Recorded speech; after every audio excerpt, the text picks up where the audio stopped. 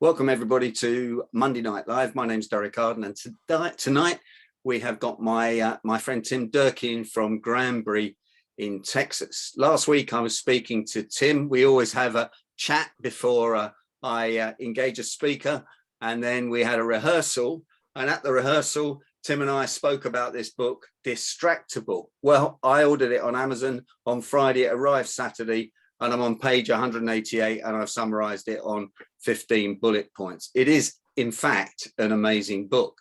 Like most books, mature people, like the people like me that are on the call tonight, have read most things, and there's usually nothing new. But what is new is the new take we can get on things. And what Tim told me on Friday night opened my eyes to emails, time management, pain management, as Tim calls it. So with no ado, I'll introduce you to Tim Durkin, author, speaker, professional expert, consultant, and guru. Tim, welcome. Thanks for joining us on Monday Night Live. Welcome back, I should say. Imagine this. You have a 9-year-old daughter, and she and you decide to have a play date on a Saturday. And she scheduled the activities. The first activity was to draw pictures and guess what the pictures were. The second activity was to fold paper into swans and into paper airplanes. And then you had a paper airplane contest for which one could fly the longest. And then she had a series of questions that she wanted to ask you, Dad. And the first question was, Dad, if you had a superpower, what would you want it to be? And she was thinking about it, and he was thinking about it. And then he, for whatever reason, picked up his cell phone because it made a noise and started looking at it and said, you go first. And she put her finger to her lip, and she looked up, and she was thinking, and he was on the phone. And when he looked up for her answer, she was gone. She had walked out of the room. She actually gave her answer, but he never heard it. That actually happened to the author of the book that Derek and I are going to talk about today. And Derek, I want to thank you and tell you that it's yet another honor for me to be able to speak with this group of friends that I have made in the UK and in the United States. So I'm very, very pleased to be here. The answer that the girl finally gave, because for the rest of the day, she gave Daddy the cold shoulder. And I don't know if you've ever gotten the cold shoulder from a child or a grandchild when you know you're in the wrong, but it's very chilly. And this could have been a granddaughter, this could have been a niece, a nephew, or anything. It could have been a loved one, it could have been a spouse. But her answer, given in the kitchen, because he kind of pressed it, his wife was standing there. She had already rolled her eyes several times. She said, come on, tell me what the superpower is that you would like. And she said, Daddy, I wish I could talk with the animals. He goes, why? She said, because you and Mommy never talk to me. You're always looking at your phones. And you can imagine the look that Mommy and Daddy exchanged. And that changed a lot of things for that family. As a matter of fact, it started Nir Eyal, the author of the book Indistractable, on a 5-year quest of research and writing this rather amazing book, Indistractable. And we're going to be talking about it today. You see, focused attention in this world of distraction is a superpower. I personally have found many executives being confused and being distracted and dealing with multiple priorities, even though the word priority didn't get pluralized until 1960s. They're very much and very easily distracted. For a time, I used to consider myself the poster child for adult attention deficit disorder. I was everywhere at every time. I still struggle struggle with that. So I decided to do something about it for my executive education students, for my coachees, for my friends, and for myself. And so that led me to research. And the two preeminent people that I uncovered was Cal Newport, who wrote a book, very well-known author, very respected author, called Deep Work. And Cal goes the digital detox route. And that's actually proving to be less than ideally successful. The other one is Nir Eyal, Nireyal. And he wrote, Nir's first book was called Hooked, Hooked. Now, what he discovered in Hooked was he uncovered all of the secrets used by the social media platforms and companies to get and hold your attention and to keep you coming back. It's highly manipulative. And he uncovered them all, wrote about them in the book, not so that you know that you're being manipulated, so that you can use them in your own business. If you have a blog, if you have a podcast, if you're selling a product, he teaches you how to do that in the book Hooked. After the daughter incident, he wrote Indistractable because he discovered it to be a huge, huge problem. So I'm going to share my screen now. And Derek, am I still co-host? You're still co-host, Tim. All Okay. systems go. So that's great. Okay. Here it comes. Yep, it's on. You're on. Fantastic. Okay. So I have to move the gallery a little bit. And for people who don't know, there's a line. There should be now a line on your screen, and you can put your cursor on that and move the slides in or move me in, etc. Forgive me if you know that, but a lot of people don't know that.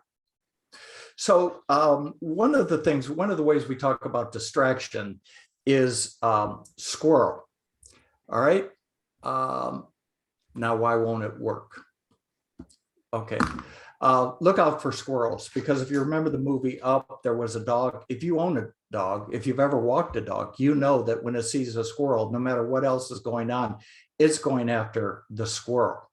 So one of the things Nir Eyal talks about is internal and external triggers and traction and distraction. The opposite of distraction isn't focus, it is traction. So let's talk a little bit about those. Traction comes from the Latin word traore, and with the T-I-O-N, it means to move forward. Distraction, with, again, the same root word and the I-O-N with the addition of the prefix dis, means to move away. So we have an opportunity to either move towards something that we want with traction, or to move away from something through distraction and not accomplish our goals. Now, the key point for me was the triggers.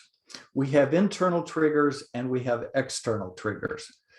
Let's talk about internal triggers. Internal triggers are feelings that we have, emotions that arise, and you can't stop feelings and you can't stop emotions. They arise. You can deal with them after they arise, but they're going to arise or arrive. So internal triggers are things like hunger, boredom, anxiety, stress, anger, all kinds. Something that happens within us is an internal trigger, something that we notice. External triggers are, generally speaking, pings, dings, and rings. Any sound that distracts from our attention. If you have your notification on for email, you know that, or WhatsApp or Facebook, whenever somebody posts, or whenever Instagram is another one, you get notified. Those are distractions. We want to move towards the traction side of it. So one of the most controversial statements that I made, and Derek asked for an explanation when I made it, is attention management is pain management. And the one that I think captured it the most is your man, Jeremy Bentham. He said, nature has placed mankind under the governance of two sovereign masters, pain and pleasure. So what, and by the way, Nir's work is completely scientifically based. That's why it took 5 years, is he looked after study, paper after paper. He looked at amalgamated studies. And this is what he was talking about. He only approached it from the scientific point of view. He discovered that the drive to relieve discomfort is the root cause of all human behavior. We feel boredom and we ask ourselves, boy, I'm bored. I might be a little hungry, but I'm probably hungry because I'm bored, but that doesn't matter. I'm hungry. I want to get a biscuit. I wonder if I have any Kit Kats left or any McVitie's. I think I do. I better go check. And whatever we were doing up to that, we are now dealing with our trigger, our internal trigger. And when we went over and found that we had some biscuits or chips or crisps, we decided that we needed to eat them right there. And we're not doing our work. We're not writing the book. We're not making the phone calls. We're not writing the blog. So it is this drive to relieve discomfort that is a very, very strong driving force. Now, most people say develop willpower, just resist, get some discipline. Well, the studies have shown clearly that the more we try to resist the thought, the very stronger that it becomes. What we resist persists. And if you want to ruminate about something, all you have to do is start telling yourself, I can't think about that anymore. And you'll think about it anymore. As a matter of fact, just a little test of that, very popular test, is I want you to make sure that right now, and we won't do this for 5 minutes, but imagine what would happen if we did this for 5 minutes. I want you to not think of a white bear. Okay, don't think of a white bear. Think of anything besides a white bear for 5 minutes. I'll give you a little help there. This might be cheating or might be crummy, but the fact is, just don't think of a white bear. In every study of this, the very minimum for the strongest person was one thought of a white bear per minute for 5 minutes. Some people couldn't get the white bear out of their mind.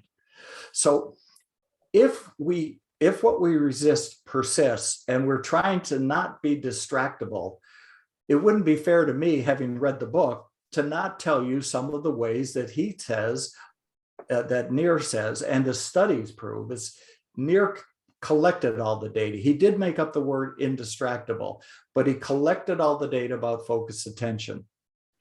And here's what you can do. If you notice yourself being distracted, if you feel boredom, if you feel like you really need to go to the cupboard and get some crisps or something like that, what you want to do is look for the discomfort that precedes the distraction. What is the internal trigger? When I'm watching television or reading a book in the evening, if the book isn't captivating, if the television or the movie is boring, I somehow get hungry, and the hunger is mine. Now, if I get stressed and hungry, I go shopping. I look up Amazon, I go to my list at Amazon, or I go to eBay, or I do any one of a number of things. But I know that the trigger for me to do that is boredom and shopping. Once you identify the trigger, then you write it down. And this is an important step. This is a step most people don't do, but this is really important, because once you write it down, it makes it real. And when I say write it down, it said boredom. I felt bored watching a movie at 8:20 Tuesday 4/8, April 8th, whatever it was. You write down the trigger. So now you know what the discomfort is. You've named it. You have to name it to claim it. And now you explore your sensations. And this has been revelatory for me, because I discovered that when I have an internal trigger, if I pay close enough attention or if I resist it, I have a sort of a vibration. I have a weird feeling on my midline. Okay. It's the same feeling that I get when I feel like I'm overwhelmed or I'm getting upset, really upset about something like a delay flight or waiting for somebody to return a phone call in an important time. So what is the feeling? What is the feeling in your body? You have to recognize that as a signal. And then the fourth thing is to beware of what are called liminal moments. Liminal moments are transitions throughout the day. And let me give you an example of why I still have a lot of work to do to become indistractable. I printed out these slides, all right? Just in case we had a technical glitch, I could still do this presentation. We've all done something like this. Well, my office is in the back of the house. The printer is in another bedroom. And on the way over to pick up my printed out PowerPoint, I saw that we were going to put a piece of furniture, which I had the measurements for in my head, in a location in the hallway of our home. I wasn't sure how well it would fit. So I went over and I got a tape measure and I measured the space to make sure that it would fit and it wouldn't be overwhelming for the space or anything like that. I then put the tape measure away and I was on my way there. And I noticed that there was something that was delivered from Amazon. The trash is being picked up in our neighborhood tomorrow. And this box, it needs to be emptied and it needs to be put where the trash is going to be. So I opened up the box, took out the product and take the box and all the wrapping paper and I took it out to the trash. I then came in the house, couldn't figure out why I was doing anything anyway. And I then ended up finally going to the printer, picking up the printed PowerPoint. Liminal moments are transitions. This whole thing started for me trying to go pick up a printed out PowerPoint. Whenever we have transitions from our activities, those are opportunities for people to become distracted, for us, if you will, to become distracted. Now, there's another technique that I want to show you and talk to you about, because I have a former sister-in-law, a wonderful individual who is also a Presbyterian minister, and she primarily works with people who are addicted.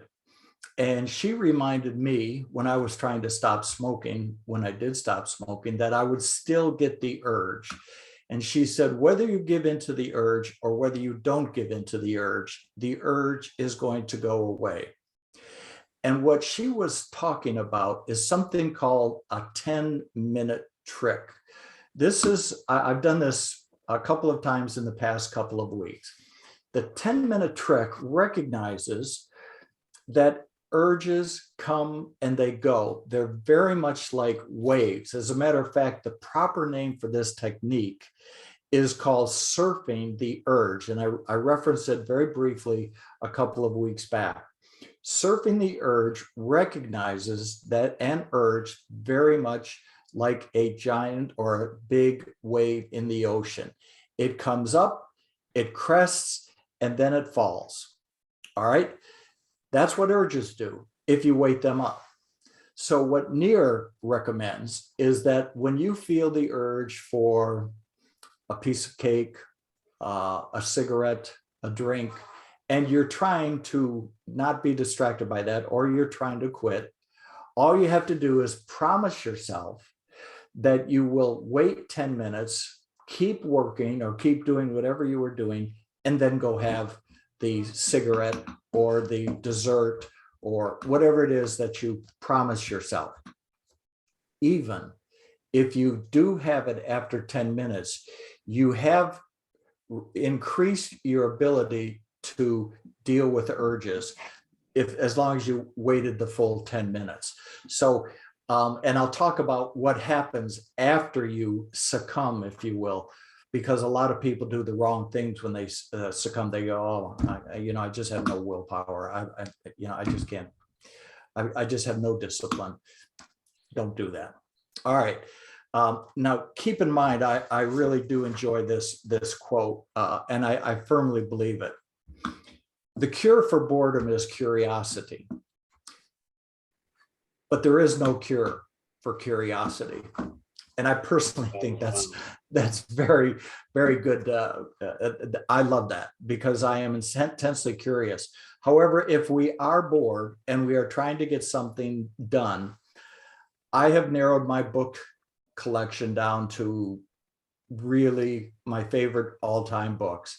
If I get bored and if I look to my left where my bookcase is, I will find a half a dozen books at first glance that I want to pull out and review. And so what I have to do then is, if I feel that coming, I go through the 4 steps and I move. I take my laptop into a place where there is no there isn't as much distraction, because I know if I try to resist that, don't look at those books, don't look at those books, don't look at those books, I'm going to take a look at that polar bear. All right. Now, the big question to ask yourself when we are distracted is, should I stop writing this and do this? Should I continue to work on preparing my taxes, or what? I'd really like to do something else. This is the distraction. The triggers have happened. Ask yourself, what is the service that doing the distraction will bring me? Ask yourself, how does it serve me? And if the answer is it doesn't serve you too well, then you can really say logically, then I shouldn't be doing it. It will not serve me as well as having my taxes prepared for my accountant, or having a walk instead of a ice cream sundae or something like that. So you ask yourself, I want to do this. Well, what will it serve? Will it serve me better than what I'm doing now, or what I could be doing? So that it's a very powerful question. How does this serve me? Now, here are the 4. We're really getting into some very powerful techniques here. Number 1 is that there's 4 steps, by the way, to becoming indistractable. Number 1 is master your internal triggers. And I've already showed you the steps necessary to master your internal triggers, to recognize it, to name it so you can claim it, understand what it is, feel where it is in your body, and then perhaps take 10 minutes. The second one is more interesting, or as interesting, and that is make time for traction. Making time for traction talks about what are our values. What is it? Values are what we wish to become. Values are what we aspire to. Do we want to aspire to be disciplined? Do we want to aspire to be more honest, truthful? Whatever the values are, we have to take time to think about it so that we can move forward and become more like the values that we have, like wisdom, knowledge, temperance, and justice, which are the 4 values of the Stoics. Very few people take any time to think. Even if you only took 15 minutes a week, it would be much more than anybody else takes. And that's quiet thinking time only. So make time for traction. The third one is to hack back, and hack back is a Nir term, Nir. Hack back means to claw back or hack, do something that is not authorized. He wants to talk about how you can still use social media or still be on your computer and not get distracted or get disrupted. There are apps for this, and he writes down a number of them. Number 1, turn off all notifications, turn off your bell, put your phone on do not disturb at night. As a matter of fact, don't have your phone or any computer in your bedroom at night. Have it where you can hear it in an emergency, but have it out there. So he said some of the apps are, there's an app, especially for Apple users, called Self-Control. It times you, it allows you to only do things for a certain amount of time. Same with Freedom. The author's favorite is Forest. And when he sets a timer, say, I am going to write, or I'm going to read, or I'm going to exercise for a set period of time. So let's say it's 25 minutes. When he starts the 25-minute timer on Forest, a seedling appears on his computer screen. And after 1 minute, the seed turns into a little tiny shoot. And as time goes by, in 25 minutes, this little seed turns into a tree. And it's very interesting that psychologically, if you stop, by the way, the tree dies. So what happens is you don't want to stop because you don't want to kill the tree or kill the plant, and it will make quite a big deal out of how that it dies. There is also, if you've ever gone to YouTube, and there's nothing like YouTube for a time waster or for a distraction, there is an extension that you can get via Chrome for YouTube, and it's called YouTube DF, distraction free. When you go to YouTube and you use the DF extension, you don't see any of those thumbnails of additional videos on the side, and all other notifications stop. The only thing you see is the video that you clicked on. Now, people say, why don't these companies like Facebook, who owns YouTube, and Instagram, why don't they stop these distraction stoppers? They know that if they don't stop it, people are going to be using their platforms more intelligently. For example, here in the United States, we mandated seatbelts in automobiles in 1961.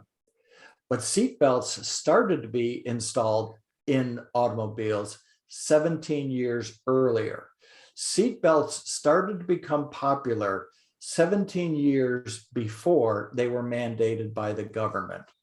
So these extensions, if you will, blocking these external triggers, make you use the social media in a better and more focused way. Now, I think the most interesting one is something called FocusMate. FocusMate will pair you up with someone somewhere else in the world. And in Nir's case, as he wanted to write his book, he was paired up with a Czechoslovakian medical student who was studying for his boards and working in a residency sort of program. They would talk every day about how much progress they were or they were not making. So if you want an accountability buddy, FocusMate will do this. Now, fourth point is pre-commitments and pacts. Now, before we get into pre-commitments and pacts, do not go here unless you have done the first three. Because if you start with pre-commitments and pacts, Nir has discovered that they won't be as effective.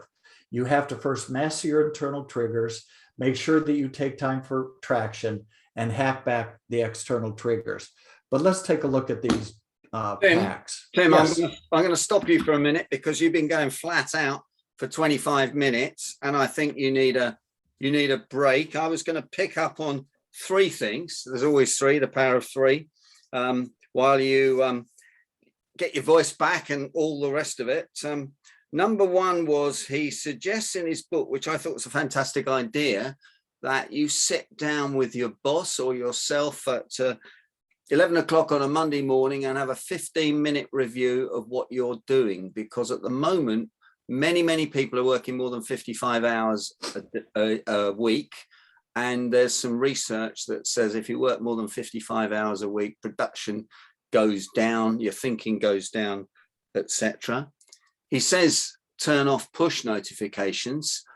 always, and I'm bombarded by push notifications because I'm not clever enough to even think about how I turn those off. But I can see why you do that. Push notifications was invented to actually psychologically keep you on social media, on Facebook, on LinkedIn, or whatever it is. And thirdly, the bit that got me was the zone of dangerous distraction. And the zone of dangerous distraction came from the research they did with pilots, that if pilots got distracted at the most dangerous time, which is when they're below 10,000 feet, then that was the riskiest time and they should never be distracted. But the second point, and Tim, forgive me if you're going to mention this in a minute, but they decided that accidents in hospitals, there's so many accidents in hospitals around the world, and I thought it was only the NHS that had that sort of problem with drugs, but it was really when the nurses got distracted at the same time as they were giving out the patient's drugs. And they suggested that the nurses wore high visibility vests to show that they mustn't be distracted at that point of time when they were dispensing the drugs. The nurses didn't like it. Everybody was up in uproar, but they did a couple of experiments and mistakes fell by 47%. The zone of dangerous distraction is when things are really important. We see that in hospitals that I work with, and there was some resistance to it, but hospital mistakes is the third largest killer in the United States. Heart disease, cancer, mistakes in the hospital. Hospitals can be dangerous places. The National Health Service, I read, is 25% of its costs are dealing with being sued, which scared the pants off of me. I don't know if that figure's right or not, but Tim, back to you. Okay, I want to talk about the power of commitments, and I'll move quickly here. The effort pact, the price pact, and the identity pact. Now, if you want to make sure that you're going to do something or not do something, not be distracted, there's something called the effort pact. Make it hard to do. And for example, if I have a lock on my office door. If I leave in the afternoon, I will close the door and I will lock it. And that means that, and then I'll put the key someplace. That means if I want to jump back into the office for just a quick check, I have to unlock the door. What Nir Eyal does is him and his wife found themselves staying up very, very late on their iPads, on their computers. And so he got a router with a timer, and at 10 p.m., that router turns off all of the access to his computer and to his iPad and all of that. So if he wants to do something, he has to get up and reset the router. Otherwise, it will go on by itself at 7 a.m. So you make something a big effort. The price pact is something that we can do is said, look, if I don't have my book done by the end of this year, I will pay you, Derek, £2,000. Okay. Now, I don't want to pay Derek £2,000, and I really want a book done, but I'll put a price. We can put a price on it, and we can make it. It's kind of like making a bet. I'll make you a bet that if I have that book done, I'll owe you nothing, but if I don't, I owe you X amount of dollars. The identity pact is we become who we think we are. People identify by political beliefs, by religious beliefs, but they also talk a little bit, and they identify quite a lot with their self-image. People say, well, I just don't have a attention span. You heard my self-image issue, poster child for adult attention deficit disorder. I don't have enough discipline. I lost all my discipline after I got out of the military, whatever. We start having identity. We can have an identity that says I'm a champion. We can have an identity that when things happen to me, they really happen for me. But when we do make a mistake, and we still get distracted, it's important to remember blame, shame, and claim. Number one, don't blame the computer. Don't blame the situation. All right. because a lot of people said, well, if I didn't have my computer open to YouTube, that wouldn't have happened, or if I, whatever. So you don't blame externals. The next thing is, and the real important one is, don't shame yourself. Don't start saying, well, I'm no good at this, I'll never be disciplined. And people have self-talk that if anybody outside of them ever said to them, they would almost want to start a fight. But we say things to ourselves like, I'm no good at this, I'm no good at that. Shame is super destructive to the self-image. What you can do is claim that you made a mistake. And what I like to say is, look back at your mistake. Always look back in kind sight. Be gentle with yourself, because it has been proven, and this is very interesting studies, that the addicts who say, I'm always going to be a smoker, I'm always going to be a drug user, I'm always going to be doing this, I don't think anything is going to help. That's the shaming. In fact, they hardly ever get free of addiction. So my final slide is the resources that I'm talking about. Number one is the book Deep Work by Cal Newport.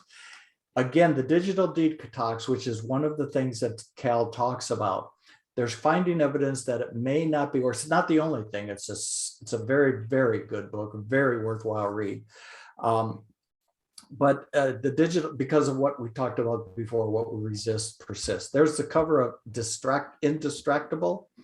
And I would say that outside of the Oval Table, hosted by our friend, co-hosted by our friend Carl, the Knowledge Project is an amazing podcast. It's done by a man named Shane Parrish out of Ottawa, Ontario. Episode number 104, is when he talks with Nir Eyal. It's about 90 minutes long. And if you listen to the podcast, if you have a long commute, if you go for a walk, this is a very interesting podcast. Outside of that, I would like to take any questions, including why to-do lists are toxic.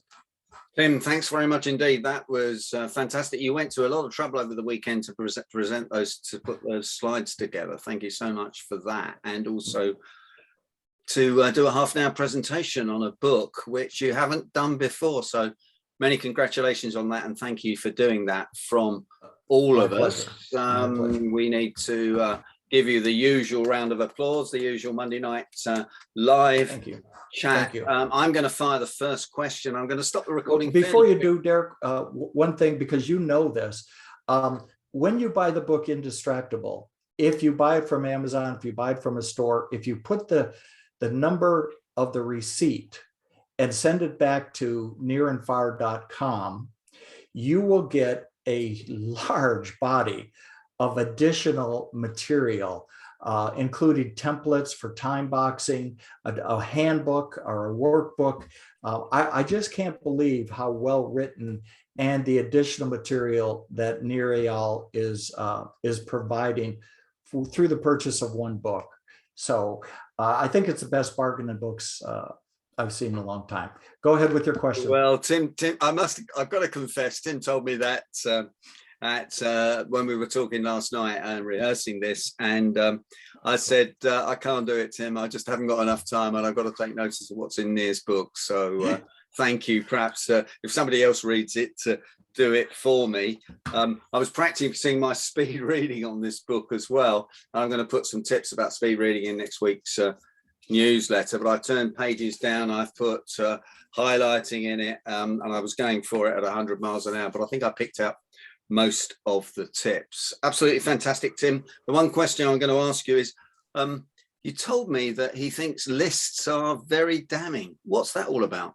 To-do lists. To-do lists, he came out very strongly against them, and there's a number of reasons, and that list is long. One is, if you have a to-do list, number one, it never gets all done.